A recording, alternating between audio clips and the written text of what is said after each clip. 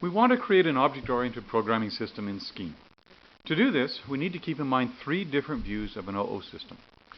First, we have the abstract view, which is independent of Scheme or other specific programming languages. We'll remind ourselves of this terminology in a moment. Then, we will consider the user view in Scheme. What are the conventions for writing Scheme code to define and create sets of classes and instances, including the notion of inheritance? Finally, we'll look under the covers as an implementer and see the supporting procedures that provide the object-oriented layer that users can build on top of. Recall our OO terminology.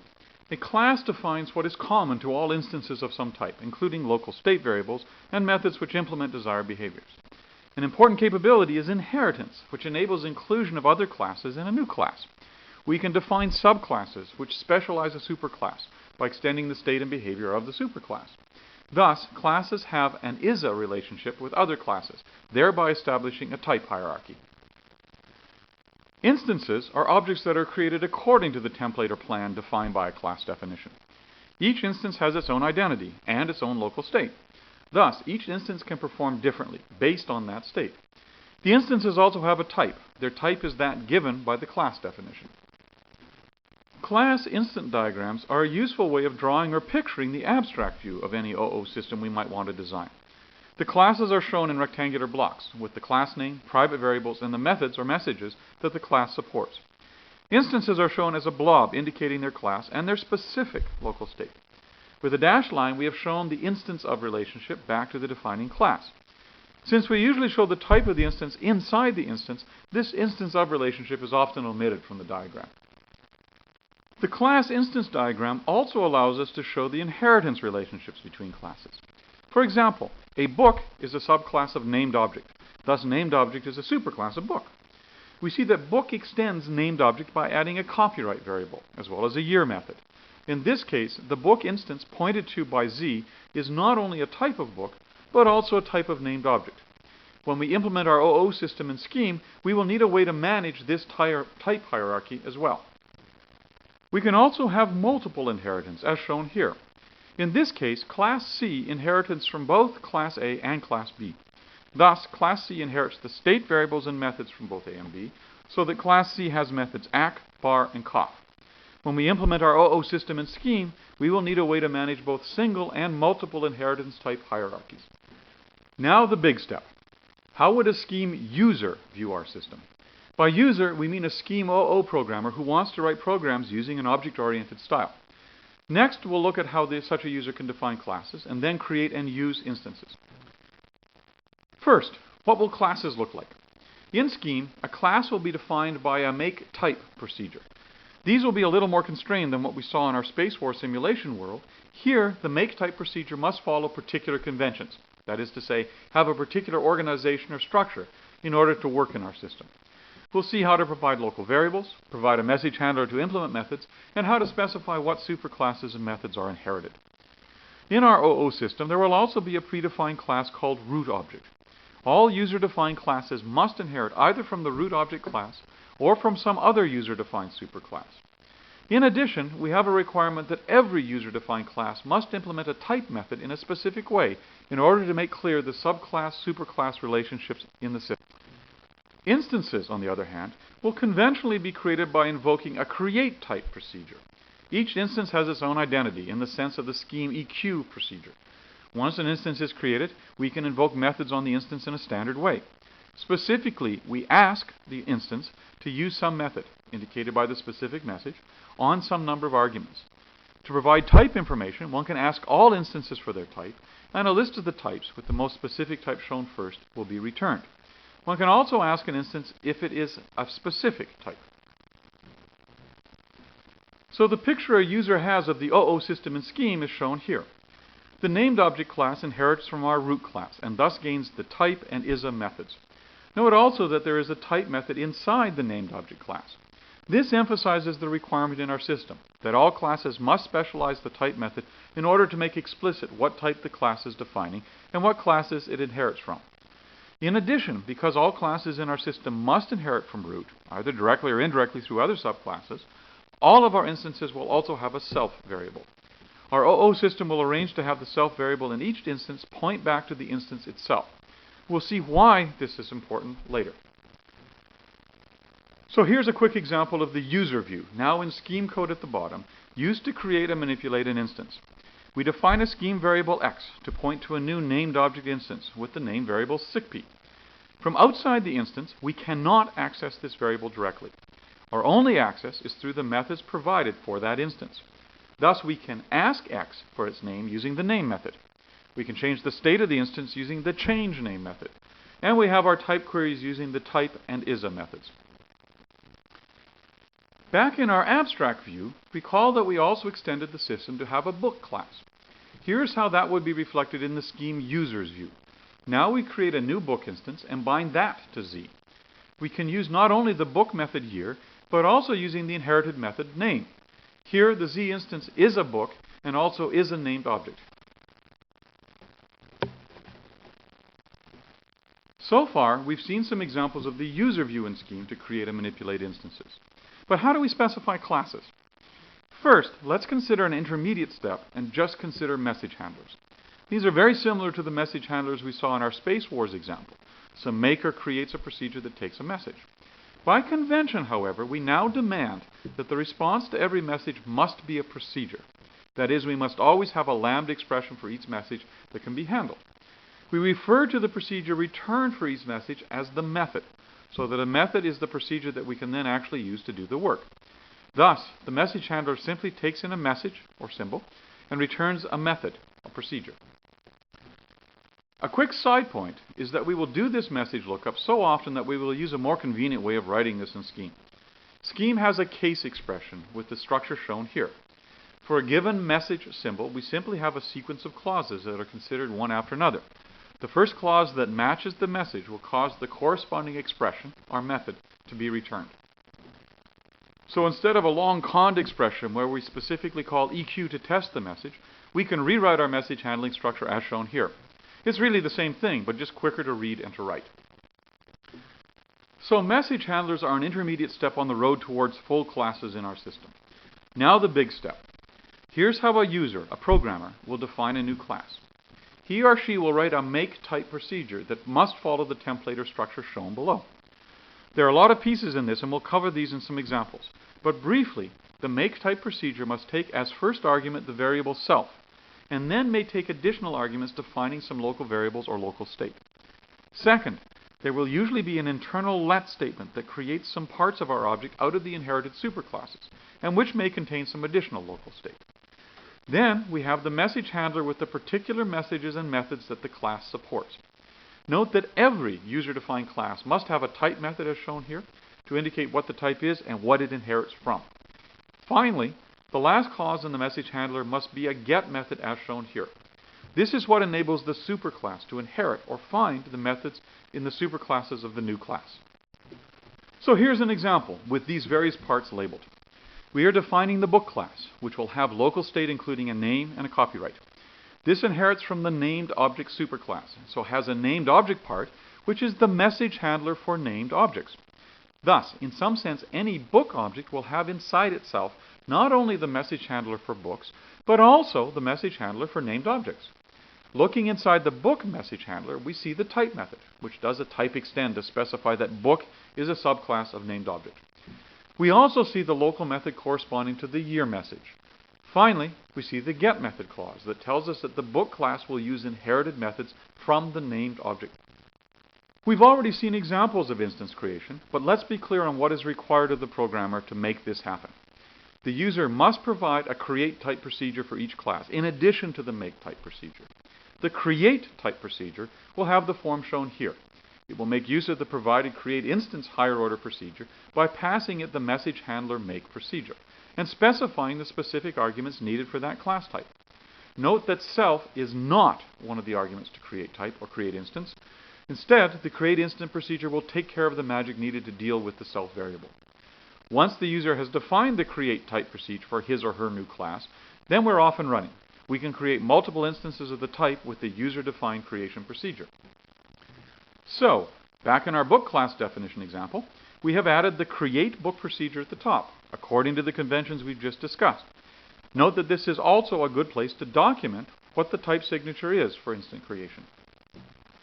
Here's another example, in this case showing how the user has implemented the named object class. This follows the same structure, with one minor exception. In this case, named object does not inherit from another user-defined class. Instead, it inherits only from the predefined root object class. We call a user class that only inherits from the root a base class. The usual way that a user will actually use an instance is through the provided ask procedure.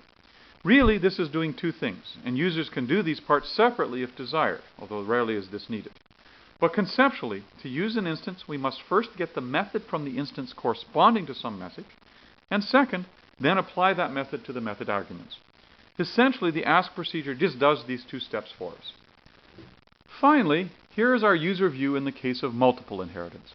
All instances, by virtue of inheritance from the root object class, support the type and ISA methods.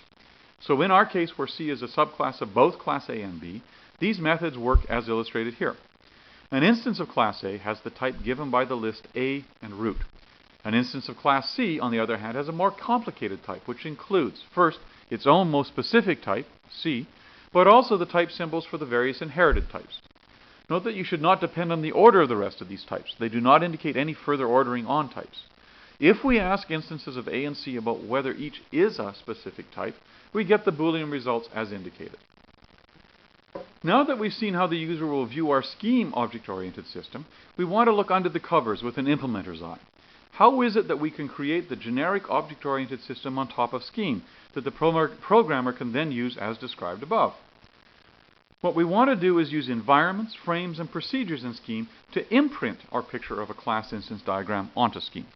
As a reminder, here's the class instance diagram showing an instance of a book, as well as the diagram for the book class, which inherits from the named object class, which inherits from the root. And here is that same class instance diagram, but now pictured using the scheme environment model. We see that the instance Z is, truly and really, a very simple message passing handler for that instance. The instance also has a pointer to the handler for the book class, which itself is just the book message handler. Note that the book message handler, and only the book message handler, has access to the book instance's local state. It also has inside of it a named object part, which points to the named object message handler and that part's local state. And finally, we see the root message handler, which is inside of the named object handler, by virtue of the inheritance of root by named objects. Thus, conceptually, the whole big thing is our scheme representation for the book instance, drawn as a squiggly blob in the abstract class instance diagram. Inside of it is the pointer corresponding to the instance of abstract link, connecting it to its defining class. Inside are separate structures, each one having a frame and its own message handler, implementing each class handler and linking to each superclass handler. Remember this diagram. It's essential to understanding the implementation of our object-oriented scheme system. Now, exactly how is the instance created? We said that users must call the create instance higher order procedure. Here it is. It simply creates an instance structure, then makes a handler for the given maker, and then sets the handler pointer inside the instance to that class's message handler. Note that the make instance procedure is pretty simple. It just has the local handler variable, and then its own little set handler message that helps us wire up the instance. Now, when any requests for methods come to the instance, it simply turns around and does a get method call to the message handler for that class. This environment model in the previous slide is what is generated as a result of using this procedure by way of a create book call. The method will evolve further. It will be useful for you on your own to consider what happens when we actually ask an instance to do something, to see how the method is found and then applied. But in order to do this, you need a couple of more implementation details. So how is ask implemented? We previously said it does two things. First, it looks up the method using get method. It checks to see if a valid method was returned, and if not, generates an error. If a method is found, it then applies the method to the arguments. A little side explanation is needed here. You can think of open paren apply op args close paren as being turned into an equivalent expression that you're more used to, where the op is applied to the args as op, arg1, arg2, and so on. We need to add one more thing to our environment model picture for our scheme OO system. Each of the internal message handlers also has a self variable. All of these are simply pointers back to the overall instance object. Why do we need this self variable anyway? This is a little bit subtle. What the user of an OO system sometimes finds a need to do, from deep inside some class in a large class hierarchy, is ask the whole instance, and not just some part of that instance, to do something. At this point, it is necessary to be able to ask oneself to do something. Again, this is a little subtle, but should become more clear as we work through an example OO design exercise to illustrate the use of our OO scheme system. Our goal here is to consider an example of object-oriented design and implementation. This will consist of both the design part and the implementation using our OO system and scheme. During the design part, we will focus abstractly on classes and the relationships between these classes. We'll think about the behaviors we want our objects to have and interactions between those objects. As we implement these behaviors, we'll pay attention to inheritance of methods, when to explicitly call superclass methods, and how to shadow or override default behaviors of superclass methods. We'll do all of this in the context of a single extended example, a world consisting of people, professors, and students. We start with a class for people, which we call the person class.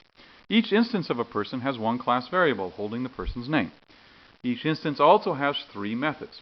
The first is the type method, required of all classes in our system. The say method causes the person to say something. The who are you method causes the person to indicate their name. An example of how we want the implementation to behave is also shown here. Of course, we want to be able to create instances, such as the person will label P1, named Joe. After creating this instance, we can ask, who are you? And see the response, Joe. If we ask P1 to say, the sky is blue, we get that phrase parroted back to us. Here's our implementation of the person class, following exactly the template we've previously introduced for our OO scheme system.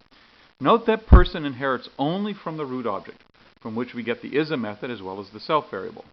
In most of the class diagrams here, we'll take a shortcut and not draw this inheritance relationship, since it's the same for all of our base classes that only inherit from the root object, but you should remember that it's still there, although not shown. Our who are you method is quite simple. It takes no arguments and just returns the name. The say method is also simple. It takes an argument, stuff to say, and just returns that stuff. Finally, we have our standard else clause that passes along messages to the root object in case they're not found directly in our person class. Also, at the top of the page, we see the create person procedure, again following our standard template. This is used to create specific instances according to the make person class definition, so that each person instance has the message handler for person behavior. Let's consider more closely what our person instances look like in our scheme system. After creating P1, we can use the show instance utility procedure to look under the covers and see the structure of our instance. Thus, we see the structure of our instance as implemented in the environment model picture we talked about earlier. This output tells us that P1 is an instance, which happens to really be a compound procedure in scheme, with a hash identifier 4 in this example. The type of our object is the list of two type symbols, person, root. Our instances have inside of them the message handler, where the handler has both a handler frame holding local state variables and the handler procedure, which shows our message passing lambda. Looking back at the handler frame, we see the local variables, including self, which is just a pointer back to the whole instance, which was the compound procedure 4, and the name variable. Next, we add a subclass of person, called a professor.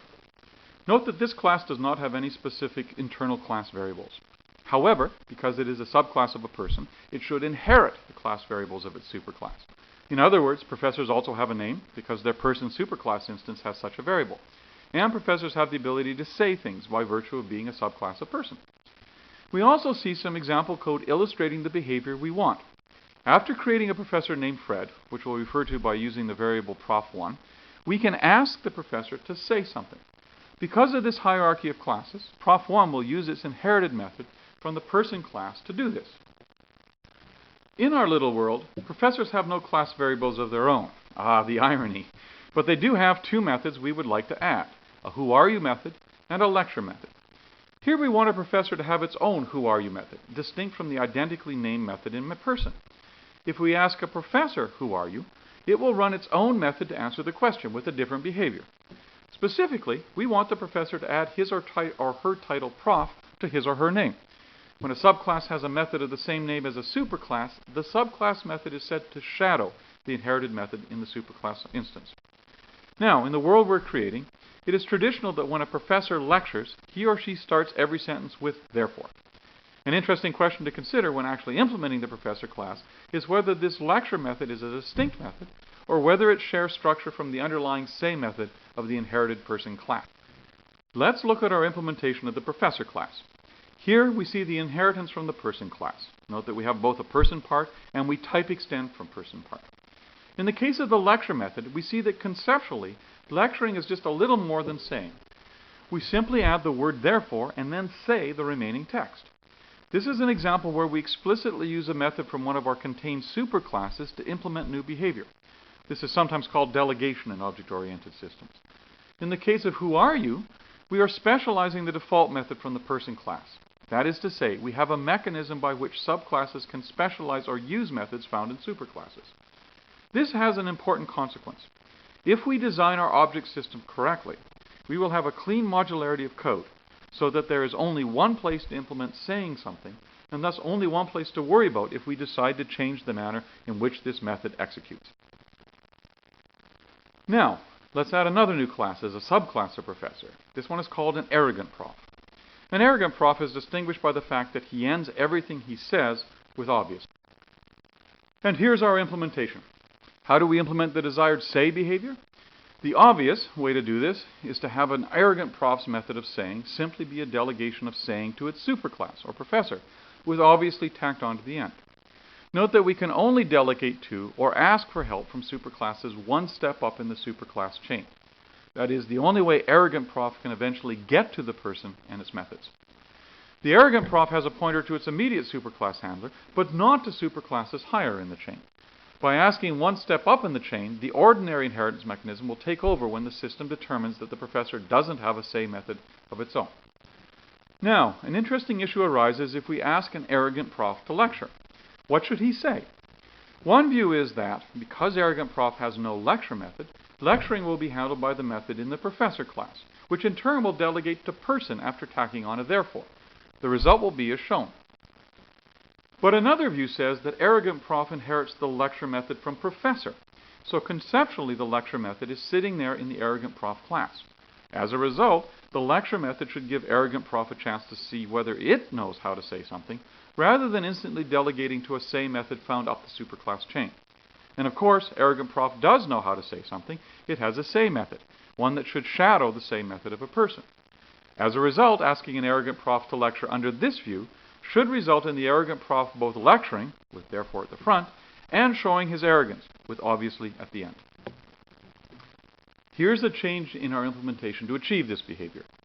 Rather than the professor class's lecture method asking its internal person part to say something, we have the professor ask itself to say something. In other words, we want to go back to the whole instance and not just the person part to find the same method. Now, asking AP1 to lecture results in the following sequence of events. You can't find a lecture method in the arrogant prof class, so use the method from the superclass professor. The lecture method from professor asks the current instance, AP1, which is the arrogant prof, to say the original stuff with therefore prepended to the front. Note what has changed and what hasn't under this view. Lecturing is still saying something with therefore on the front, but now we are asking the current instance, an arrogant prof, to do the saying, instead of handing it up to the superclass chain. The arrogant prof has a say method, which works by adding obviously to the end of the statement, which resulted from a say done back by the next say method that can be found in the inheritance chain, which turns out to be in the person class. A key issue we then see is to decide as we build our object-oriented system how we want methods to inherit from the other methods. Ideally, we will want the ability to choose as a programmer when we decide on our class of objects whether to specialize or inherit behaviors. In some cases, we may want to specialize behaviors in specific superclasses, either completely replacing them or by wrapping around or using existing behaviors. In other cases, we may want to simply inherit behaviors by following up the chain of classes through the get method clause at the end. Now, let's add one final type of object to our system, a student. Students are always very polite, so they have their own say method, which prepends the words "excuse me but" to the front of everything they do. So in the implementation for the student class, we again specialize the say method and wrap around, or add additional behavior if you like, to what we get if we ask the person part to say some stuff. Students ask questions of others. Well, people in general ask questions of other people as well as respond with answers back to them, except children, who ask questions but never seem to answer them. But that's an extension for another day. Let's consider adding a new question and answer behavior. What will be a little different here is that these methods will involve interaction between two different people. A person asks a question of another person, and a person answers back to the asker. Note that by putting these methods in the person class, we are also specifying that students, as well as professors, inherit this ability to question and answer. So, for example, a student S1 may ask person P1 why the sky is blue. The typical answer back to Bert, the student, is, "Bert, I do not know about why the sky is blue." Here is the implementation. We've added some type signatures to the question and answer methods to help clarify how they should be used. Specifically, we see that the question method needs two arguments: the other person of whom the query will be made and the query itself. Similarly, the answer method needs to know whom to respond to, in this case, so they find out that person's name inside of the method. Okay, that wasn't too bad. But of course, while regular people don't know the answer, arrogant professors might have their own way of answering questions. And here we want the arrogant professor to do something fairly sophisticated. If the question is being asked by a student, then the arrogant prof will respond with an answer, "This should be obvious to you, obviously." On the other hand, if the question is asked by another professor, then the arrogant prof will respond with, "But you wrote a paper about," whatever the question was. The reason for introducing this behavior is to provide an example of a class method in which the action of the method depends on the type of the object that initiated it. In particular, to incorporate this behavior, the arrogant prof's answer method will need to do something different depending on what kind of object posed the question in the first place. If it was a student, then we want to respond one way, whereas if it was a professor, we want to respond a different way. How do we do this? Here's where we use the ISA method that all objects in our system inherit from the root object class in order to check the type of our objects. So what are the lessons we can take away from this design and implementation exercise? Well, we can see that as we design a system for supporting the creation of object-oriented systems, we need ways for specifying class hierarchies, including inheriting structure and methods from superclasses. We have the ability to control invocation of these methods, including methods in superclass subparts, or methods that are invoked on the full self-instance object. Finally, we have the ability to extend our notion of types to classes in a powerful way. Now that we've seen inheritance, that is, the ability for an internal message handler of a superclass to provide methods to specializations of objects, what happens when we have multiple inheritance? In other words, what happens when we have objects that inherit methods from different kinds of superclasses? Let's add a new object, a new class, to our system. A singer is distinct from a person. It has its own say method, which always ends with tra-la-la, as well as having a sing method, which starts with "the hills are alive." On top of this, we can then create a singing arrogant professor. God knows what it actually does, although maybe you've seen a few of these folks around MIT. The idea is that an SAP should inherit methods from both an arrogant professor and from a singer. This will lead to some interesting questions about how one decides where to inherit a method from when there are multiple choices of methods. First, we can build our base representation, or base class, for singers. In this case, the singer inherits only from the root object class. And in particular, note that the singer is not a kind of person. The definition for a singer is very simple. It has methods for saying and singing, as shown, noting that singing uses the object say method. This is just like our other class definitions in form, including the standard type. Now we can define the class of a singing arrogant professor. We have within the definition for this class something that inherits structure and behavior from the singer class, getting a handler for the singer part by the call to make singer. Similarly, we have a part that gives us arrogant professor capabilities. Using our standard template for a class definition, we also have a type message that shows that a singing arrogant prof extends the type of, or is a subclass of, both the singer part and the arrogant prof part. This says that instances of our singing arrogant professors will accept messages, and in the case of the type message, we'll handle it directly. However, in the case of multiple inheritance, we see that the get method procedure can take multiple arguments. This says that, to find the method for the message, look first in the singer class. In most cases, this will simply get the corresponding method from the singer part. And if a method is not there, try next in the arrogant prof part. In this way, it is possible for a class to inherit from an arbitrary number of superclasses. Let's try this out and see what happens. We create Zoe, an arrogant singing professor, which we'll label SAP1. We can ask SAP1, "Who are you?" And we see from the response, Prof Zoe, that SAP1 has found a response to the message in the inherited professor class and used that method to provide a response.